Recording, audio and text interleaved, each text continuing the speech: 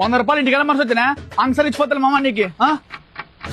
కాదు మామ ఈ దగ్గర 100 రూపాయలు కథ లేకుంటే నీకు తెలియదు కదా వాడు బయట వాళ్ళ అప్పకి తెల్లట్టు 5-6 లక్షలు అప్పు చేసిండంట. రేపు ఎల్లుండి అయితే ఇంక ఇంటికి వచ్చి పొలం గిలం ఇగ్గుకుపోతారంట. కాదు మామ ఇడు ఇల్లు రిమ్మ కొద్ది కట్టించాడు. వాడేం కష్టపడి కట్టించానా, ఎంతమంది కొంపలు ముంచి కట్టాను.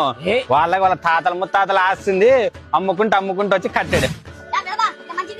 మమ్మ వాడు చూడు మామ బిడ్డ బర్త్డే కల్లా యాటను కోపించాడు. ఆ చుట్టాలని మిల్లంపించి గ్రాండ్ చేస్తున్నాడు ఫంక్షన్. వాడు ఎచ్చలకి ఆపాకులు తినే కొడుకు అవసరం అంత పెద్ద చేసేది. వాడు తిండికి గతి లేకుండా బిల్డప్ లకు పోతాడు.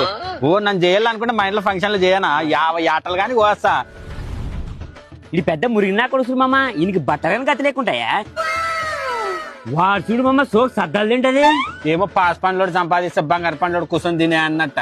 వాళ్ళ అప్పమ్మలు కూలీలో పోతారు. అవ్వ చిందులతో అద్దాలు ప్యాంట్లు ఆ బూట్లు అవసరమా? మా పిల్లలు తొడగరా మా వద్ద డబ్బు లేకనా. మామ గైడ్ కొత్త థియేటర్ తెచ్చా పల్సర్ బండి తెచ్చా రిమ్మ కాడు చూడు మామ ఇడు.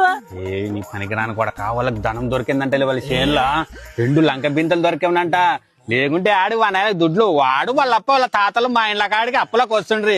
కాడ్చిన ఓ 10,000 ఉంటేసినా నేను ఎవరిని పడితే వాళ్ళని అడగనిసిన అంత సేదు నా కొడుకులు. కడుపులో ఒకటి పెట్టుకొని బయట ఒకటి మాట్లాడతారు. నువ్వు ఒక్కనివే క్షణం మంచోనివి.